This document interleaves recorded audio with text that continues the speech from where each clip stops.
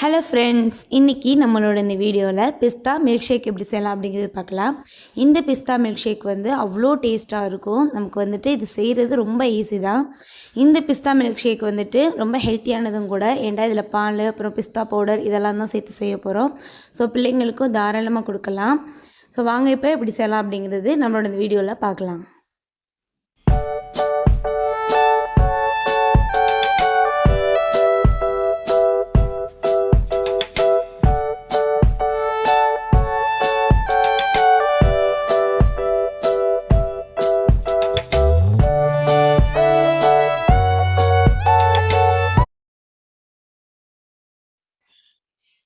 First நான் பிஸ்தா milk shake செய்கிறதுக்கு பிஸ்தா பருப்பு ஒரு கிளாஸ் எடுத்துட்டேன். இது எனக்கு கரெக்டாக 100 கிராம் இருக்குது.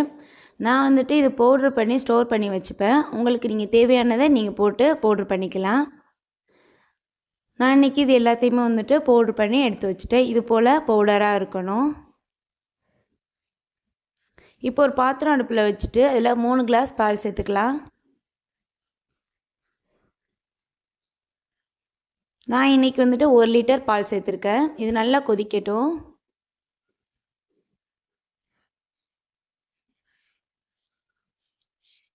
நல்லா கொதித்ததுக்கப்புறம் இந்த மேலே வில்ல ஆடை எல்லாத்தையுமே எடுத்துடலாம். இப்போ இதில் 1/4 கிளாஸ் ஜீனி சேர்த்துக்கலாம். ஜீனி நல்லா கரியட்டும். இந்த டைமில் நம்ம பவுட்ரு பண்ணி வச்சுருக்க பிஸ்தா பவுடர் எடுத்துக்கலாம்.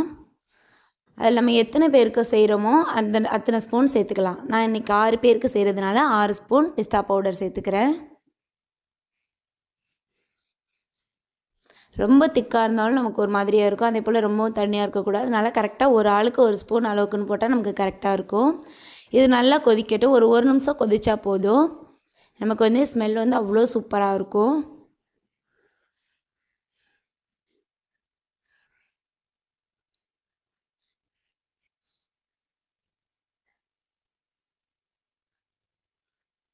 இந்த டைமில் கொஞ்சமாக குங்குமப்பூ சேர்த்துக்கலாம்.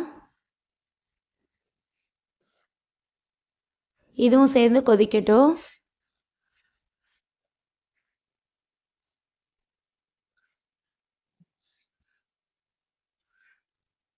இப்போது இது கூடவே பிஸ்தா எசன்ஸ் எடுத்து வச்சுருக்கேன். அதில் ஒரு 3லேருந்து 4 ட்ராப்ஸ் வரைக்கும் விட்டுக்கலாம். அது லைட்டாக ஒரு கலர் இருந்துச்சு அப்படின்னா நமக்கு அந்த பிஸ்தா மில்க் ஷேக் அப்படிங்கிற ஒரு குடிக்கும்போதே அவ்வளோ சூப்பராக இருக்கும். அந்த கலரோடு குடிக்கும்போது அதுக்காக தான். நம்ம கலர் வேணும்னா சேர்த்துக்கலாம். அதோடய வாசமும் இருக்கும் அந்த பிஸ்தா எசன்ஸில். அதுக்காக தான் சேர்த்துக்கலாம்.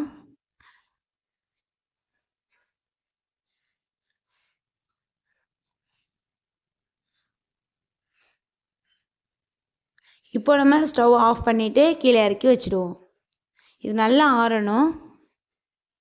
நம்ம இது சூடாக குடிக்கிறதா இருந்தாலும் குடிக்கலாம். நம்ம இன்றைக்கி ஐஸ்கிரீம்லாம் சேர்த்து பண்ணுறதுனால இது நல்லா ஆற விட்டுறணும்.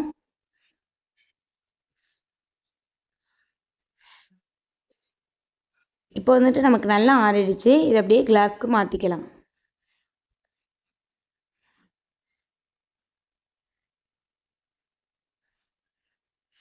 நமக்கு இந்த பவுடர் போட்டு கொதிக்க விட்டதுக்கப்புறமே பால் நல்லா திக்காகிடும்.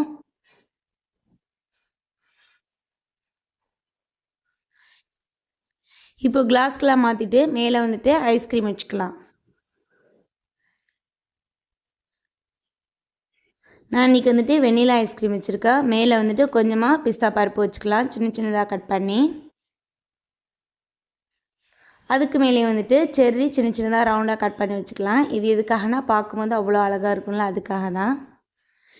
இதெல்லாம் வைக்கணும்லாம் கிடையாது, ஆனால் வச்சா சூப்பராக இருக்கும்.